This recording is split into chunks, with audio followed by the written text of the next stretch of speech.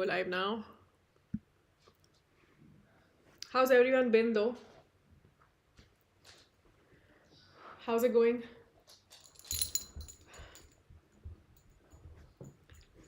So far, so good. So far, so good? Okay.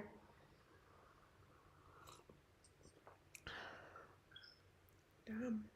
I'm having Earl Grey for the first time. Well, not for the first time, but like a proper Earl Grey for the first time.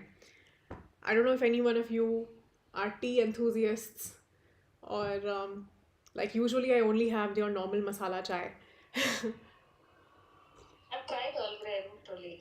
You I don't didn't like try it? warm up to. I There's this didn't really. I company tried. called TMG, which is it's done a really good job making this tea. Okay, probably I've had like really bad. Like I think it was society or yeah. So Yeah. Yeah, not the best Earl Grey out there, I'm sure. We're live. Yeah, do any one of you know how on the iPad, this godforsaken device, does anybody access the chats? Because usually on my laptop, all right. Today is the day we get famous. That's disappointing. I was looking forward to being famous. I'll give you a shout out, Kalyan, if that's what you want. You'll be famous.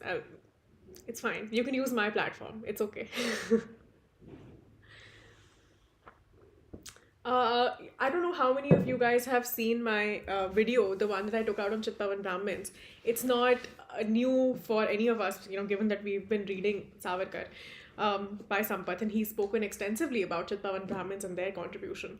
But the comments that I receive occasionally are very, very surprising. And I don't know why. I don't know whether it is Indian audiences that are like this, or I don't know whether they get like this. Whenever we're talking about like indigenous communities generally, but people have a lot of hostility and aggression. This one man messaged me, or at least I think it was a man, but he messaged me saying, "Why are you not talking about Savitri Bai Phule? Why are you talking about Chittavan Brahmins?" And I was just like at a loss for of a response. I mean, what does that question even mean? I don't know how to respond to that. Why can I not talk about the Chittavan Brahmins if I want to talk about the Chittavan Brahmins? What's the big deal? We're talking about the Indian independence struggle. We're talking about a community that has contributed greatly to it. I don't think it's a crime to highlight their contribution. And I don't think that all of society, all of Indian society and its history has to be viewed in such a dualistic manner that this one community or these group of communities was suppressing another, and that the only thing that those communities did was sit around all day and oppress Dalits. I think that that's a very unidimensional way to look at Indian history, and it's absolutely bizarre that when you try to kind of introduce a little bit of nuance into the discussion, people actually resist it with all of their might, and they want that uh, they want to sort of like perpetuate this dualist view. They don't want to deviate at all from what Dr. Ambedkar has said. And like Dr. Ambedkar is the holy grail of all caste atrocity literature and all caste literature ever. It's very difficult to reason with such people, I think, that there is any literature even beyond Dr. Ambedkar. Um, and I don't know, it's just upsetting, I think. And it really, you feel like, when you're doing a lot of research, we're reading books here and we're trying to make content out of those books so that it encourages more and more people to read. Instead of that message, something else happens. There is like people take something else from the video, which is sad, because you want to be positive and you want to highlight the good things about these communities as well, and not just the bad, which I don't know. I mean, I don't know to what extent that literature is accurate. So difficult. It's difficult to entertain Indian audiences. I don't know whether it is just India or abroad, wherever, but I think we have a lot of like demons to fight, a lot of self-loathing to fight. And it's going to be a very, very long way till we start appreciating these communities a little bit more. But for a large part, most people appreciated the content, so I'm happy about that.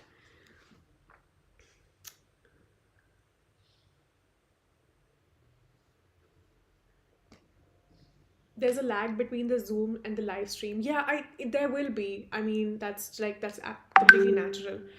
Yes, Ashish, quickly, but so that we can begin.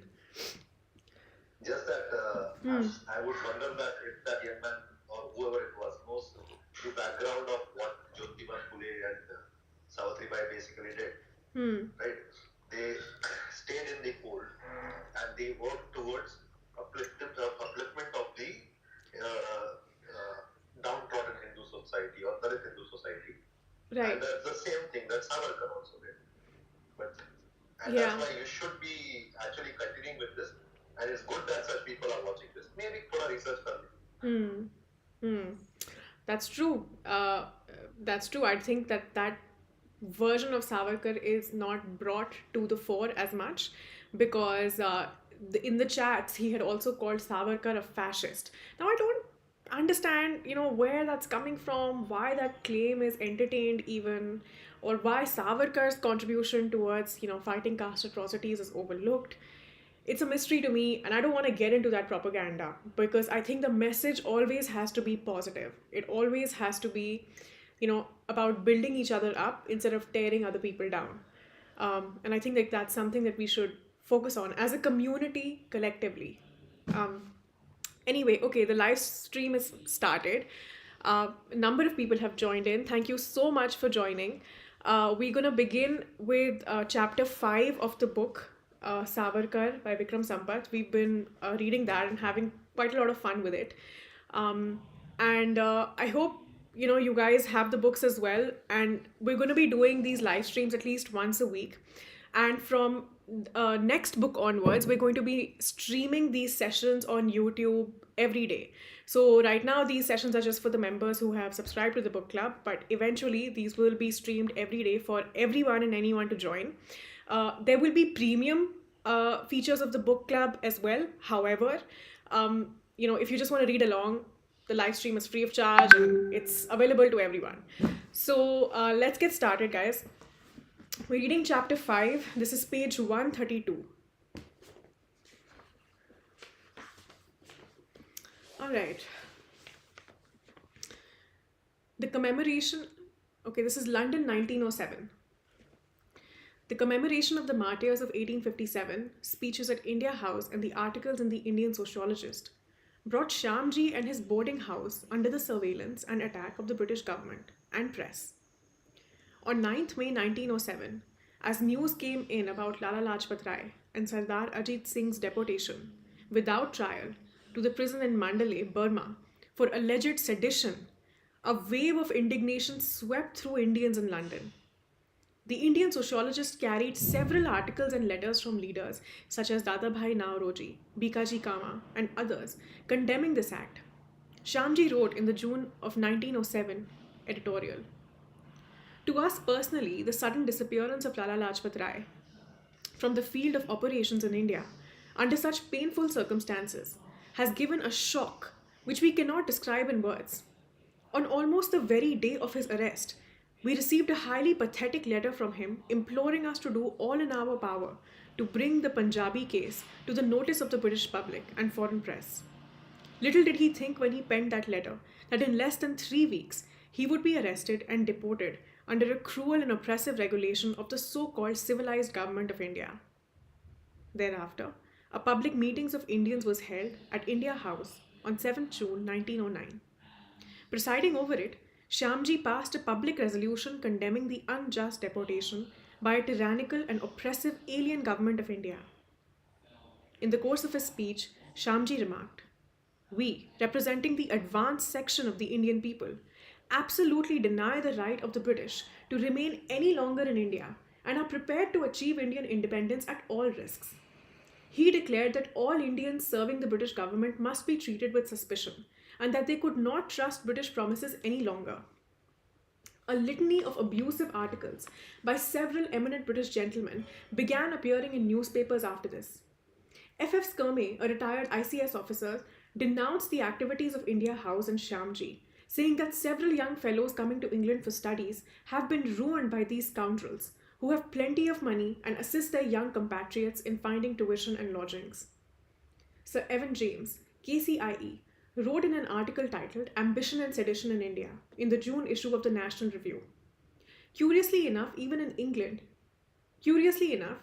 England exists an ardent Indian rebel, a Mr. Shyamji Krishna Varma, president of the Indian Home Rule Society, numbering 150 members, whose influence over the young Indians who come to England for legal or other education can scarcely be very good from the British government's point of view.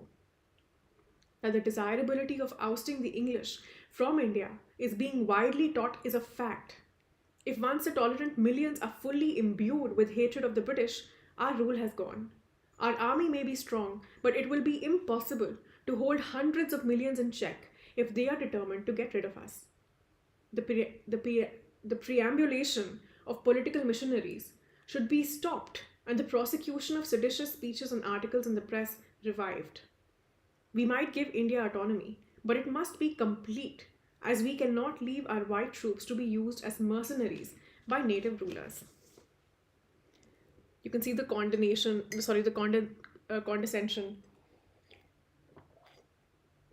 in the article. In response, Shyamji wrote that he considered it an honor to be called an ardent Indian rebel for advising his countrymen to shake off an oppressive foreign yoke. The issue regarding India House and Shyamji even reached the British Parliament, where Mr. Rees, a member of the House of Commons, questioned the Secretary of State, Lord John Morley, if he was aware of the speeches, the tone, and the tenure of the editorials of the Indian sociologist, and the comment of considering it an honor to be an ardent Indian rebel. He was also asked if the government was aware of the boarding house to which young Indians are attracted for the purposes of perversion on their arrival in England. He also urged the government to prosecute Shyamji to his ultimate expulsion as an undesirable alien who endeavoured to debauch the royal subjects of His Majesty. Morley brushed away the question, but the London press was captivated by the subject. The Daily Telegraph had a heading called Debauching the King's Subjects, while the Standard screamed, British rule defied, occupation of England by India suggested. The Globe went further. Mr. Rees will ask Mr. Morley in the House today whether a gentleman of the name of Shyamji Krishna Varma may receive it in the neck for sedition. He edits in London a paper called The Indian Sociologist, and it is fearfully bitter. In fact, its subscribers say that if it would only start a good limerick competition as well, it would shake London to its core. An article in the Indian Sociologist in July 1907 titled British Financial Jugglery in India, Beware of Indian Rupee Promissory Notes, warning potential investors against placing their money in Indian securities, further raised British hackles. In July 1907, under Section 26 of the Post Office Act, the Government of India intercepted copies of the Indian Sociologist sent to British India. Along with the Indian Sociologist, a ban was imposed on the import of newspapers, for example, the newsletter Justice of H.M. Hindman and the Gaelic American, given their revolutionary content. Shyamji realized that it would be impossible for him to continue his work in this hostile situation in London. The breaking point came when O'Brien, a detective from Scotland Yard, arrived to India House posing as an Irish sympathizer and a staffer of the Gaelic American. He had attended meetings of India House as a spy from early 1907 itself. On this occasion, he solicited Shyamji for an interview in such a clumsy manner that it alerted the latter. Shyamji thereafter decided to leave Britain for good and moved to Paris in September 1907. The October 1907 edition of the Indian Sociologist mentions this change of address to 10 Avenue Ingress, Passy, Paris. By 1909, there were nearly 250 politically active Indians in Paris. It is worthwhile examining why Western Europe was fast emerging as a nerve center of activities of several anti-colonialists. Many of them, like Ho Chi Minh and Jomo Kenyatta, and men like Gandhi and Vinayak, would become leaders of independence in their own home countries. Compared to the autocratically ruled colonies, more liberal laws were in place in these metropoles. Anti-colonialists were thus able to make use of this to protect themselves from persecution by the colonial governments back home. They could take advantage of the fact that European empires did not constitute unified legal spaces. This means that the laws that existed in Europe were entirely different from those in the colonies. The anti colonialists were thus free here to carry on their political work without the threats of immediate imprisonment or accusations of sedition being slapped on them. In France, publication of material considered anti British was easy, as there was no legally binding restrictions. The Russian revolutionaries too were successfully evading government surveillance and printing their pamphlets in Switzerland. One second.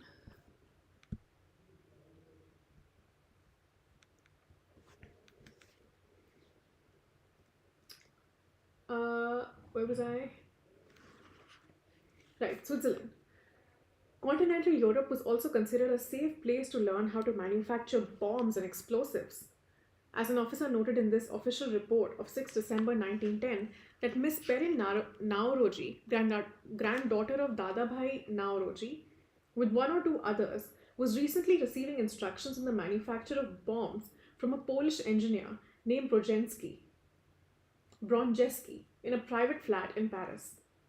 Additionally, weapons could also be purchased and smuggled back to India from these countries. Innovative methods were used to achieve this end. For instance, Virendranath Chattopadhyay and Madame Kama sent revolvers to India in 1910 by concealing them in toys forwarded ostensibly as Christmas presents. Anti colonialists moved from Britain to France prior to the First World War, and after that from France to Germany or Switzerland in the interwar period. This transnational dimension of anti colonial activity contributed significantly to the extension of colonial surveillance institutions across countries and continents in the early decades of the 20th century.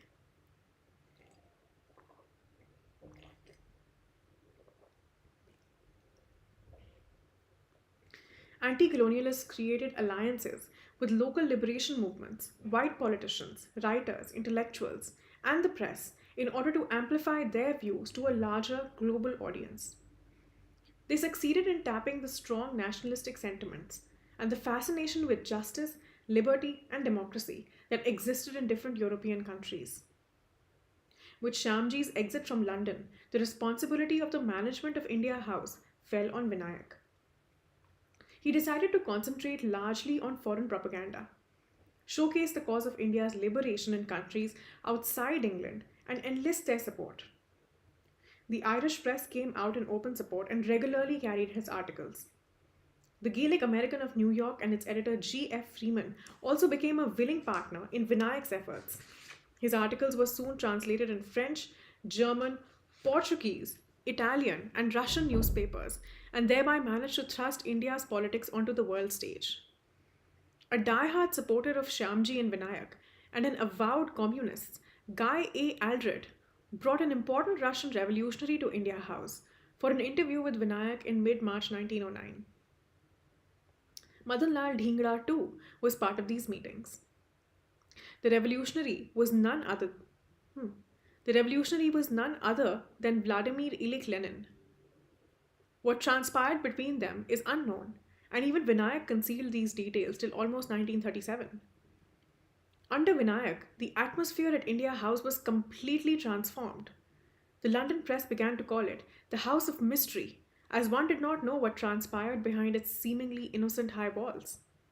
A young Irish revolutionary, David Garnett, who was living in London and had visited India House several times before, notes its atmosphere during a visit in 1909. At my entrance, there was some surprise. Nanu, or Niranjan Pal, came forward and welcomed me and stopped a young man, Vinayak Damodar Savarkar, and introduced me to him. He was small, slight in build, with broad cheekbones, a sensitive, refined mouth, and an extremely pale skin, which was almost as pale as ivory on the forehead and cheekbones, but darker in the hollows. Soon after my arrival, we trooped into the dining room, and Savarkar, after addressing the company in Hindi, stood up and began to read aloud. I looked at Savarkar and thought that his was the most sensitive face in the room. The sight of those brown men, some sitting round a long table, others leaning against the walls, all listening intently to the staccato voice of the speaker, was very strange to me. I listened attentively and made out that he was reading about a battle in which an Indian general called Tatya Tope had been defeated by English troops and Sikhs.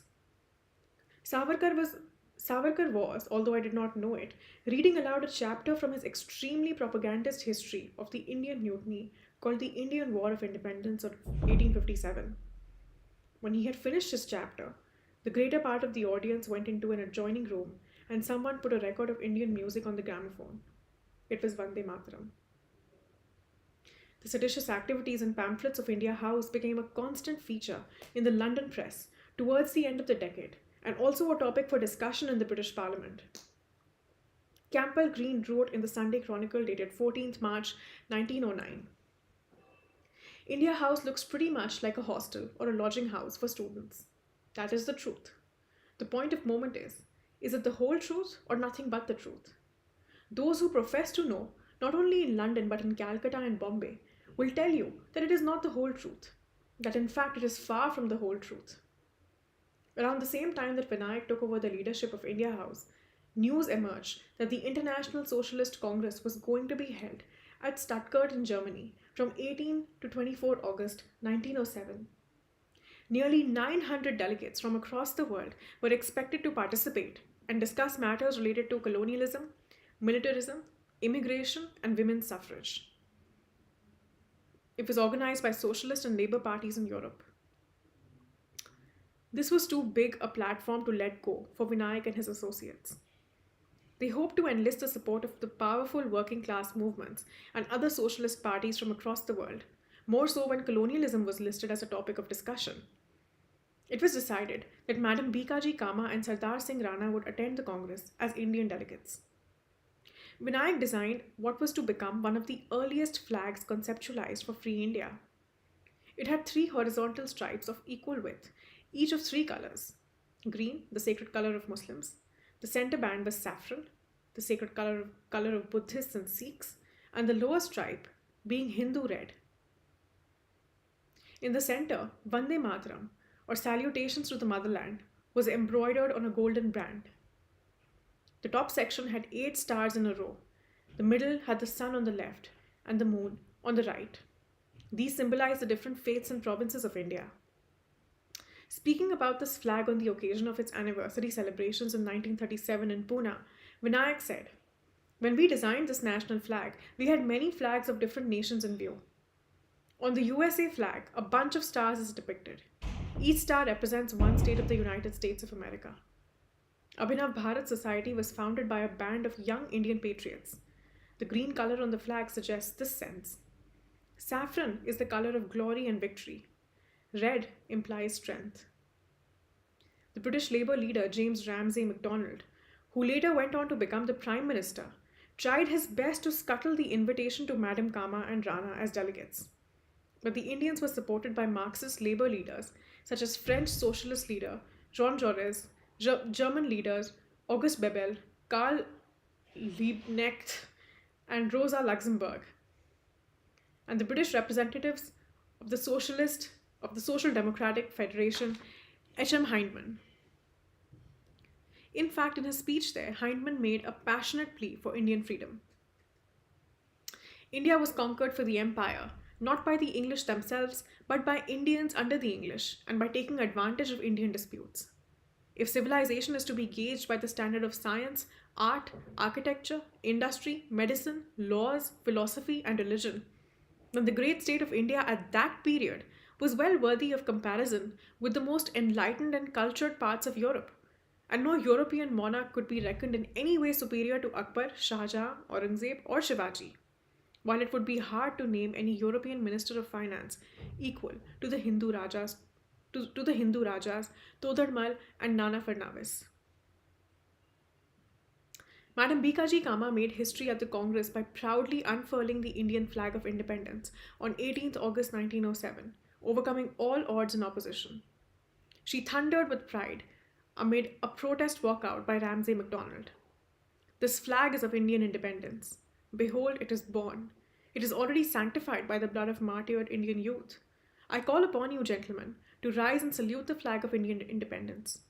In the name of this flag, I appeal to lovers of freedom all over the world to cooperate with this flag in freeing 1/5 of the human race."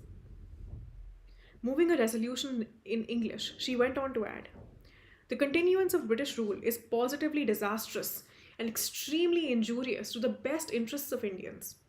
Lovers of freedom from all over the world ought to cooperate in freeing from slavery the one-fifth of human race inhabiting the oppressed country, since the perfect social state demands that no people shall be subject to any despotic or tyrannical form of government. This Congress calls upon the socialist members of the parliament to urge the government to give self government to the Indian people. You're discussing colonies all the time, but what about dependencies? Take up the cause of justice and make it a point to bring India to the front at every socialist congress.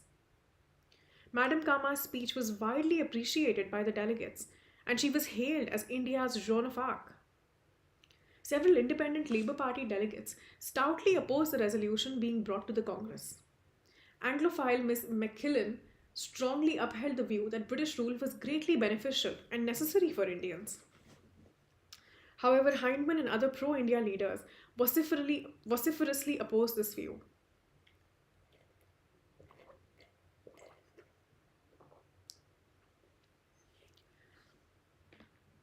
A few months after the Socialist Congress, Bikaji Kama made a whirlwind tour of America to spread the propaganda and enlist support for Indian freedom.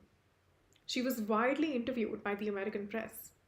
In one such interview given at Hotel Martha in Washington, where she was staying, Madame Kama called for total liberation of India from British control.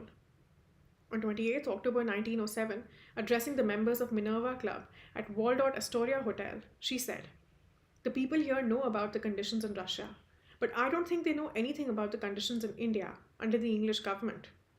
Our best men are deported or sent to prison like criminals, and there they are flogged so that they have to go to the prison hospitals.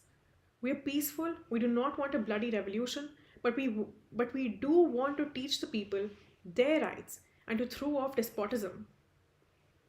Such calls for complete freedom and an uncensored view of British rule to the international community were a far cry from the patient demands and respectful petitions that were still being made by the INC back home. The narrative of the discourse on independence had suddenly been changed. Thrilled by the success at the Socialist Congress, Vinayak and his comrades drew out an elaborate plan of action for the future. The main task on their agenda was the purchase and manufacture of arms from within and outside England and smuggling these back to India. The Indian Arms Act of 1878 made it illegal for any Indian to possess a weapon of any kind without a license that was most cumbersome to procure. Abhinav Bharat was in constant touch with revolutionaries in Russia, China, Ireland, and Egypt. Vinayak and VVS Iyer met Mustafa Kemal, the Turkish revolutionary who was fighting for the establishment of the Republic of Turkey, when he came to London. They drew plans to orchestrate a simultaneous armed uprising in different parts of the British Empire. The blockage of the Suez Canal to limit the British further was also planned, with the promise of active support from Egyptian revolutionaries. As writer Emily Brown states, Savarkar had gained a valuable support from students and sympathizers in the United States and most of the European countries. The extent and importance of this international propaganda, which had its focal point at India House, was not fully realized by either the Indians or the British until the outbreak of World War I in 1914. Vinayak also wanted Abhinav Bharat members to gain experience in warfare. With the outbreak of war between Spain and Morocco, he dispatched his associates M.P.T. Acharya and Sukhsagar Dutt to join the rifts of Moors, the colored people who were fighting against the imperialist invaders, the Spaniards. A lot of money was spent in procurement of guns, uniforms, and their training. The duo were given a grand farewell, seen off by Vinayak and Iyer. They left on the German Far East liner Luatzau to Gibraltar. But after 7 months, they returned in an unkempt and dirty uniforms, crestfallen and worn out. Neither the Moors nor the Spaniards were willing to enlist their services because they thought the Indians had been planted by their opponent. The only result was the expenditure of £300, not to mention the physical sufferings undergone by the volunteers.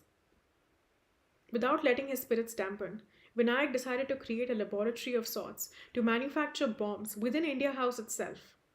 It is said that he often appeared at Abhinav Bharat meetings with the yellow stains of the highly explosive chemical, picric acid, on his hands. Vinayak sent Hemchandra Das Kanungo of Anushilan Society of Bengal, who had come to London along with the Senapati Bapat and Mirza Abbas to Paris to procure the bomb manual. It had detailed instructions on the ingredients that went into making a bomb, the process of manufacture and use. In an interview, Senapati Bapat mentions how they stayed in the faraway suburbs of Paris during this time. Hemachandra was a skilled photographer and also knew the art of making cabinets. A Russian professor who never revealed his name but had been involved in a political assassination and was fleeing to Spain advised them about the organization of a secret underground society, even as Bapat assiduously noted it all down. They met a Russian tailor who gave them a copy of the bomb manual. Hemchandra quickly took out 50 photographs of it and returned the manual. Some opined that it was Russian revolutionary Nicholas Sanfransky who had given them the manual in Paris. However, the manual was in Russian and none of them could read the script. The tailor then introduced them to two young Russian ladies, one of whom had completed her MA and the other her MBBS. The latter, Miss Amaya, was studying in Berlin and asked them to come there so that she could assist them in translating the text. Bapat and the others hid the photographed manual, escaped two custom checks in Belgium and Holland, reached Berlin, where they kept shifting homes to avoid police scrutiny, and finally reached Amaya. She took a long time to translate the manual, and eventually a translated copy was printed and brought back to London. Another version of this story is that the manual was translated by Bapat's German girlfriend, Anna Klaus, who lived in Berlin and was well versed in Russian. Bapat mentions in the interview that he met Vinayak and expressed a desire to bomb the British Parliament, but the latter dissuaded him and asked him to instead go with the copies of the manual to India, where it could be put to good use. The copies were smuggled into India in boxes with false bottoms to escape customs. Bapat reached Bombay on 26 March 1908 and met several Abhinav Bharat members in Maharashtra. Thousands of cyclo-styled copies of the manual were distributed to Abhinav Bharat cells in Bombay, Pune, Nasik, Kolhapur, Aundh, Satara, Gwalior, Baroda, Amravati, Yavatmal, Nagpur, and other places. Hemchandra returned to Calcutta to his comrades Baran Ghosh and Aurobindo Ghosh and began utilizing the manual for manufacturing bombs across Bengal. Their activity led to the famous Alipur bomb case or the Maniktala bomb conspiracy.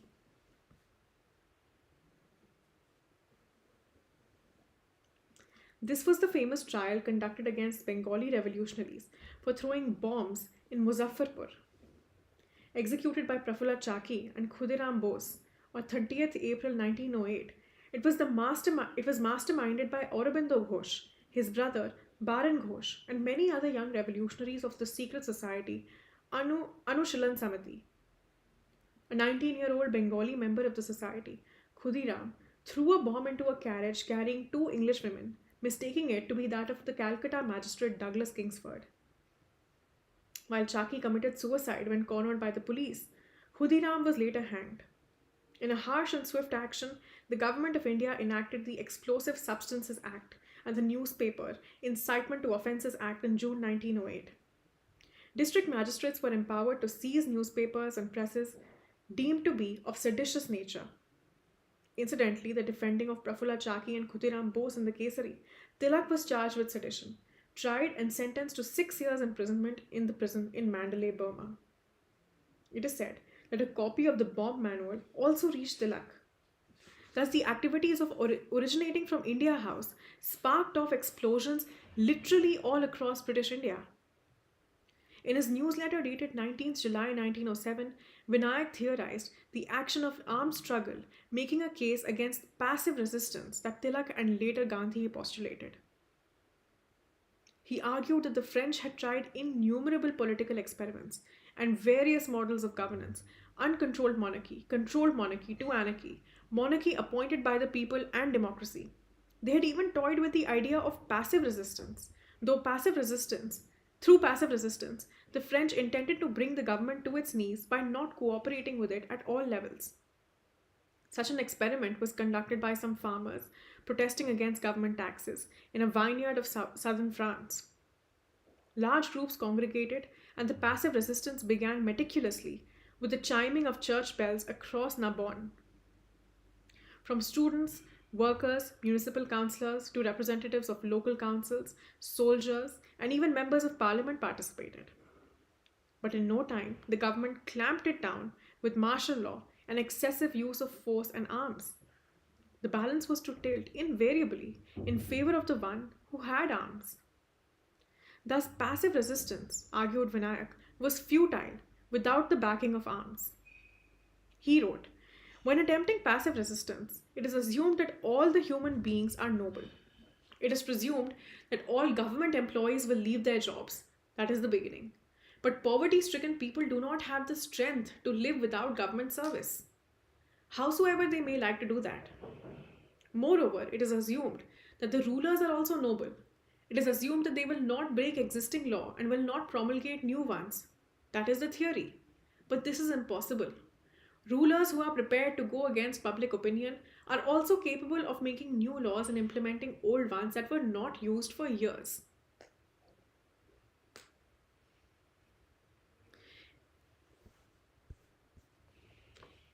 Even as he was managing and coordinating the logistics involved in procurement and shipment of arms to India, Vinayak was also building a strong intellectual case for the same, with references from various episodes in world history.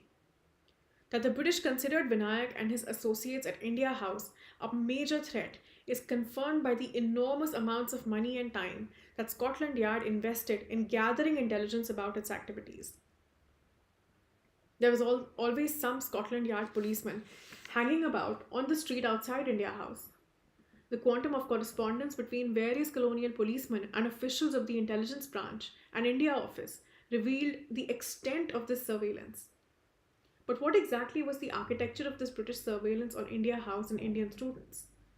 What one often called Scotland Yard was the special branch of the Metropolitan Police at Scotland Yard, a group that was tasked with maintaining a keen watch over anarchists in London. By the turn of the century, the special branch had merely 25 detectives. The counterpart of this special branch in India, at Shimla and Calcutta, was the Department of Criminal Intelligence, which worked closely with the Home Department and also local governments to gather intelligence. It was after the spurt of revolutionary activities in India, following the partition of Bengal in 1905, that Lord Morley and Lord Minto were convinced of the need to further activate the DCI that was established in 1903. In 1907, H.A. Stewart, the director of the DCI, expressed the reasons for the creation of such a department.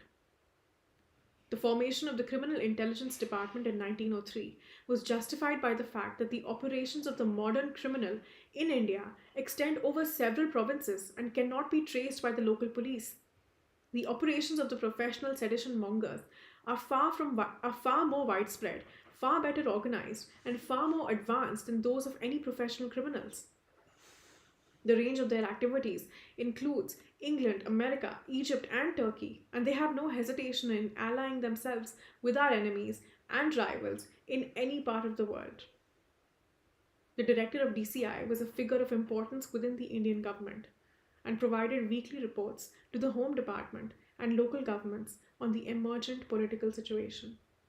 But his initial fund outlay was rupees 12,000 with a nominal staff of 26 that made surveillance a difficult task.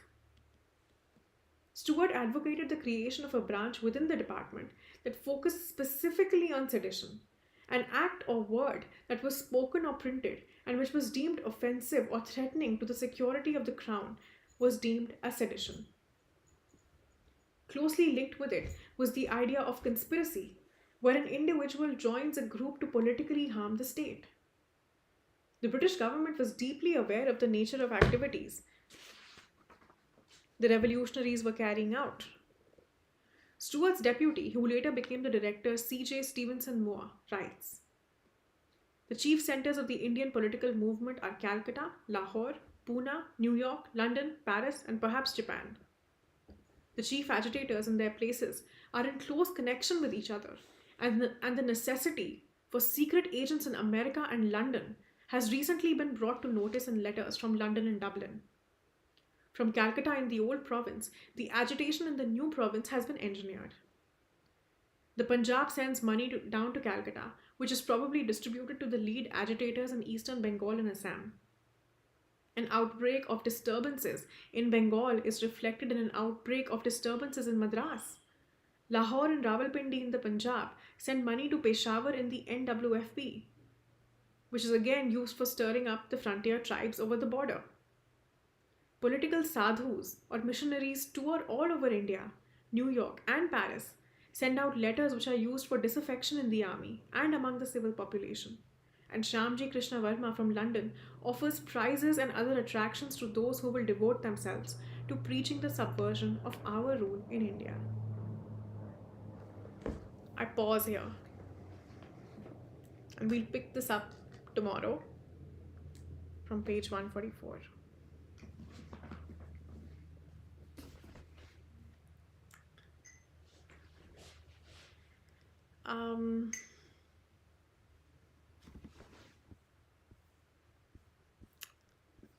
Okay. What do you guys make of what we've read so far?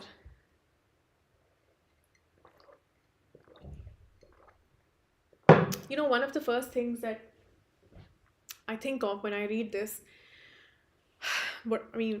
this particular chapter, is how we're always told that we got our independence by completely peaceful means.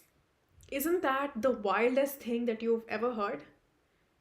We're always, and there's songs and ballads and whatnot, glorifying the fact that we never had to raise a finger against the British, like we never used any sort of violence, and the British just uh, uh, tapped into their humane side, a side which had been lost for 2 centuries, but which was suddenly evoked by Gandhi and his peaceful freedom struggle, and that they just left. Then one day they just got up and left. I mean, God knows why. Who knows? They just had a change of heart, I guess. And that's what we are repeatedly taught again and again and again. But what we don't realize and what has been hidden from us is the fact that there was a war. There was an underground war. And it wasn't confined to India. It was confined transnationally across the world. It was taking place in London, in America, in Paris, in Egypt, Turkey, everywhere. And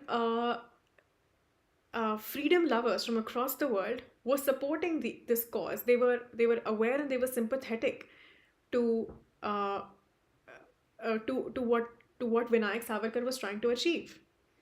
And the other thing that I find extremely strange is how none of these, these are such important events in history, and I don't understand how every single time that we're studying the independence movement, we're never taught these events. Like we're never told about this particular narrative. We're never told this story. And given the fact that it has international importance, it seems almost criminal to leave something like this out. So, why do you think that is? Bikaji Kama's speech, the representation of India in the World Congress, the first time that the Indian flag was ever unfurled. Surely that has to make history, and that record has to make its way to our NCRTs. Why that has not happened is absolutely beyond me.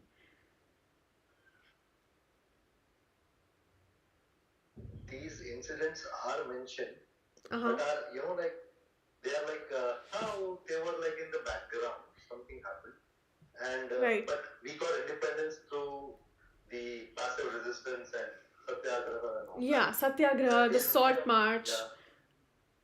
Yeah, in my opinion, all of these things culminated together, right? And Satyagraha also played its role in unifying people, but the final blow was the mutiny of 19, or rather, you call it the mutiny, but of 1945 or Right. 46, Right. the naval mutiny, right? Right. Which made the British realize that, right, we are done now, we can't expect Gandhi to keep these people in control. Right. Right. Right. But that was only put into textbooks after 2001. Until then it wasn't.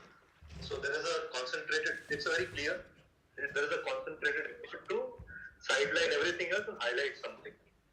Right. Yeah. But that's what happens, like.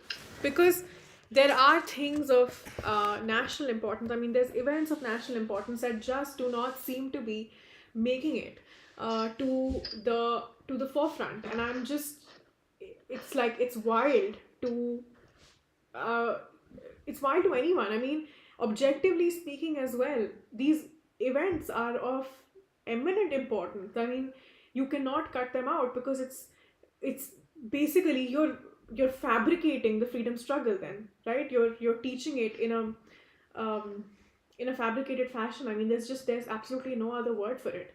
Um, and I'm just, uh, this is not a criticism of a particular political party or whatever, but the fact of the matter is that till this date these events have not been included in our history. Okay, so I don't want to harp on saying that, oh, it's only one particular political party which is responsible for all this damage. That's not entirely the case, because despite of the fact that we have a government in power which is apparently sympathetic to the Hindu cause or to Vinayak Savarkar's cause, or whatever else, and it claims to be a nationalist government, we still are not seeing at least the most obvious changes. While some effort has been made, I know some effort has been made to incorporate these lessons from history in our NCRTs and in like mainstream history, basically that we're teaching our students. Not enough effort has been made to like impress the importance of these events and like mainstream them to the extent that we would like. I think that perhaps this government thinks too short term. It's not really interested in a long term reward, and it's also not really thinking about the nation as such. It's not concerned about harboring and inculcating like a nationalist sentiment, and inculcating pride in the Indian freedom struggle when it comes to these particular leaders, even though it claims to be sympathetic to the causes propagated by these leaders. So it's quite sad really that we haven't had academicians come forward and talk about these events as much as we should have. And it makes it all the more pitiful that just today somebody texted me on Instagram and called Savarkar a fascist. I haven't seen evidence so far. Like I said, okay, this reading journey is as much mine as it is yours, right? And I don't claim to be a history expert, of course, and far be it from me to comment on Savarkar at all, because I'm still in the process of reading him and learning about his life and story. But I haven't seen any evidence of him being a fascist till now. He's all of what, I don't know, 24, 25. He's traveled the world. And I don't see him advocating for fascist policies just yet. If anyone of you have read the book, let me know if Savarkar has ever shown fascist tendencies. Has that been the case? Or why is that claim made again and again? That is what I want to understand. Let's read about it. I will read it. Suspense ke khulna. Fair enough. Kalyan says Madam Kama and Senapati Bapat never existed in the textbooks. Absolutely they did not. You know how I know about Madam Kama? Because a road in Delhi is named after her. There's a flyover in Delhi named Madam Bikaji Kama Road, and that's how I know that this is a freedom fighter that existed. It's infuriating why this was not included in my history books or political science or like anywhere else. We were not even reading about Hindi literature or English literature. For instance, you read about Rani Lakshmi Bai not through history. You read it through your Hindi literature. You're reading about Rana Pratap not from, and his horse Chetak, not from history textbooks, but from fucking Hindi literature. That's the last place you'd want to read such important figures. I mean, of course, it's good that you celebrate them in Hindi literature, and fine, but uh, to wipe them from history textbooks is it's criminal. You know, we talk about this government trying to wipe Mughal history away, it, you know, erasing certain figures as if they never existed. But I think the real crime here has been to wipe away these freedom fighters and what they went through and the enormous sacrifice and hard work at every turn throughout their lives. And the reward they got for it was to be imprisoned at Kala Pani for a very, very long time. I think Savarkar was in prison for a decade, at least 13 years, if I'm not wrong. Um, so it seems like it's very difficult to wrap your head up around that, you know?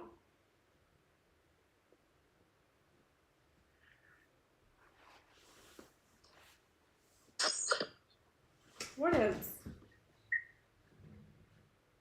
Also, the international Actually, after nature of reading the movement. today's session, I am actually amazed by how Savarkar operated.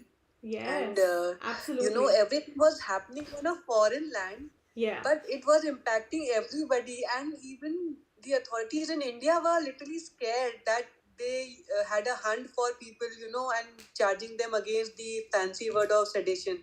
So it he made everybody, you know, awake and everybody alert that people who were with him, those who were against him were forced to take actions against those so that they do not know spread in large numbers. Yeah. So, and it is very surprising that at that time I don't think there were proper means of communication, or you know, there were any channels that could be used for spreading the same information as quick as in today's time. Even I don't think a landline would be there. I am not sure. Maybe a telegram or so, but still, uska ek cost hoga us time pe.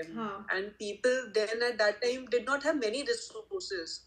And phone So tapping as I well, mean, right? it is so it is so full of suspense कि मतलब कुछ चल तो रहा है India house में, but उसकी खबर सबको है. हाँ. And everybody is running. There are spies, there are police authorities. मतलब it is actually very interesting. Even It's very yesterday, when interesting. you were reading about the chapters wherein Savarkar Yeah. had published that mutiny wala, Indian War of first Independence. independence wala. Yes, yes. So yeah, I was surprised that a first edition was printed in foreign land, and the copies were sold in India. Then they ran out of the copies. Then a second edition was printed in some other foreign land. Yeah, then Holland. a third edition from other foreign land. Yes. I yes. mean, it is mind blowing. मतलब salute. Right? कि And कैसे ये one लोग man करते थे उस time पे. shook the entire world. I mean, he collaborated with Exactly. everyone. It's absolutely, it's crazy, and we give him no credit. Like, that's what blows my mind. That he's managed to organize this transnational movement which has to culminate in India. And before leaving India, he has in place a very efficient system, by the way. He has in place Abhinav Bharat across the country. So that makes it like it's baffling to think about. Like, even, you know, the nature and the scale of it is just tremendous. He was, I don't know about the There was founding this father plan. of India. Sorry? There was this plan he made with this Turkish revolutionary, right? About uprisings in India and everywhere else, and with the Egyptians, collaborating with the Egyptians, blocking the Suez Canal. Yeah. Like, can you imagine if that actually happened? Yeah. How many Indians even knew about Suez Canal back then? Yeah, and this guy that's was true. planning to block the whole Suez Canal. Like, it would have choked Europe. That's true. It would have choked Europe, and also the awareness that he had of the international scenario in general. Like, he was perfectly aware where all the chess pieces are, how to move them about in order to bring about a particular result. I think that is also just as surprising. And so I guess. Sorry? There's one more thing I'm very interested in knowing. This Congress, International Congress that they had, Right. did INC send any representatives? Were they aware something like that was happening? I don't think they did, because there's no mention of it in the book. No, Kama and Dhingra seem to be the two representatives. Was it Kama and Dhingra, guys? Am I getting it right? Can you just check? I think so. I think it's Shyamji Krishna Verma and Madam Kama. And no other Indian representative went over there. Yeah. And how did Congress not go there? I mean, they were supposed to be the British mouthpiece for. Yeah. Yeah, but this was more of a kind of socialist thing. Okay. So that's the reason why. One of the reasons why. And second thing was because it was the Congress was considered to be a mouthpiece and all that. So they didn't want to offend. But what I find interesting is that I've been teaching about Rosa Luxemburg. I've been teaching about Kamal Pasha. And these people, like Rosa Luxemburg, obviously wasn't successful. She was brutally murdered immediately after the Second World War in a Spartacist or communist uprising in Germany. But Kamal Pasha, Lenin, these people became who's who, right? So that makes you think that, definitely Savarkar was doing something really right, which brought him in connect with these kind of people, and makes you wonder that what if, but it's always that with the Indian history, you feel that Abhi now, and then it takes turn for the worse kind of thing. Yeah. The years that would have really helped him, that entire decade, he was arrested right before the First World War. So the entire First World War and the end of it, he was behind bars. Had he been outside, I don't know, maybe a lot many things would have happened. He could have moved mountains. Yeah, because he could have, if nothing else, he could have easily collaborated with Kamal Pasha. And that itself, like people who call him a fascist and all, he was collaborating with whom? Kamal Pasha. To do what? To get the people from Egypt to join the revolution. So why would they do that if he was a fascist or, I don't know. Yeah, there's a lot to disprove those claims. I'm sure there's a lot of evidence to repel these theories. I don't think that there's any factual basis really. And I think that, as part of my content, what I should also cover is like these theories: fascism, communism, Marxism, what's the difference, what are they, so that people really know, what is being talked about. I was actually going to say that next उसको मालूम भी नहीं होगा कि fascist का मतलब क्या होता है, उसने नया word सीख लिया. And they probably hear it, repeated again and again. कुछ तो भाई engineers होते हैं, ये medical students होते हैं. They are affected by these rom-coms and weird liberal movies. And I suppose they're just parroting words that they don't understand, and it's really not their fault. It's not their fault. I've never heard anybody being so condescending about engineers and medical students. The way you just sounded like कुछ तो engineers होते हैं, medical students. Like they're such pathetic people. They're not. Like they have no idea about what is happening. बस आगे मुंह उठा के. Political scenario के बारे में तो they don't have any idea what is happening, I think. But I feel like because half of them are just focused on impressing girls, and all the girls are in humanities, and all of them are in like liberal arts colleges, because humanities has been taken over by liberals. It's unfortunate, but it's true. And these medical students and engineers are such simps that all they want is for the attention of these humanities girls. Unfortunately, because there's not a lot of women in STEM. And I don't know what's more pathetic, the girls being this way or the boys being this way. Yeah, it's a tough competition between the two. It's a tough competition. So I'm more and more like people should go into humanities as well. Although I'm not unhappy about India's active participation in STEM. Like I'm quite proud of that fact, actually, being an Indian myself and being terrible at math or anything related to STEM.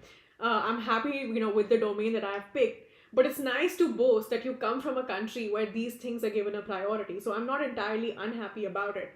But I do think that, liberal education in this country is poisoned. And unfortunately, a lot of girls, an uneven number of girls actually end up there.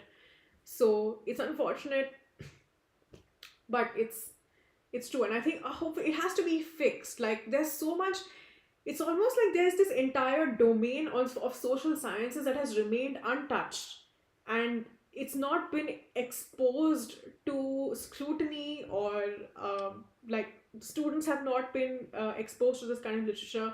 There's authors that remain completely like beyond the domain um, of of these colleges. Like I don't even know if these libraries have books by these authors, or maybe students are not encouraged to read it. But I just wonder how it can possibly be. I mean, an entire world of knowledge of their respective, you know, expert field. Like imagine that you're studying political science and that is your area of expertise, and you have no idea about all of these authors and their theories and what they propagated. Like it's just sad. I mean, it's sad for you as a political science student. It's sad for the country in general that we're withholding the scholarship from students, and perhaps JNU is suffering from the same cancer, which is ignorance of an entire point of view, and they believe that what they've been taught is the only point of view and is the right point of view, right? And I think that's probably where that toxic mentality starts. But these books are doing such a good job bringing facts to light, and they're doing it in such an interesting way. I don't think I've ever been interested in the Indian independence struggle more than today. It's almost like reading a really a really violent Harry Potter, which is also like it's better because it's real. And I guess without the Hermione There's no and Ron, magic. there's no magic, and there's no Hermione and Ron Weasley. But it's the enthusiasm and the youth is reflected from from the text and like from the story and how the revolution was organized, and it's infectious. I mean, you can't help but feel a little sense of pride when you read about these events. People smuggling goods right under the British nose, them planning an entire international revolution in London, uh, sneaking in manuscripts in and out, despite the fact that there is, an entire division of intelligence allocated to sedition in India, tracking sedition and conspiracy. And despite of that, they managed to sneak manuscripts, across borders, international borders, managed to sneak past customs. They're building bombs in fucking Berlin. I mean, that's huge. So, and they have international help. So um, but Ashish is right, and he pointed out so, eloquently that it all seems to be going so well before it takes a turn for the worse, and that's always the story of Indian history, unfortunately. Because you think that, oh, everything's going so well, how did we end up here? And I'm sure that part is going to come in. That part is going to come soon, and we're going to read about it soon, and then get really, really depressed very, very fast. So brace yourselves, is what I would say. And just so much credit to Vikram Sampath for weaving this whole history as such a magical tale, actually. Yes. I mean, there's drama, there's everything. There's everything. It's so well written. It's very well written. It's very well written, and it's difficult to put down. And it's got all the tragedy and drama of any movie that you'd want to see, which is why I'm excited about Savarkar, the movie coming out. I don't know how good it's going to be. It's got that guy from, what's the actor I have no idea. Highway. Who's that actor? Yeah. Oh, Randeep Hooda. Randeep Hooda. The Hooda. Yeah, that's the one. Randeep Hooda. Yeah. So he's in it, and he's apparently playing Savarkar. I hope they do a good job. I I hope really they need do to a good focus job. more on his positives than just him solidifying in jail.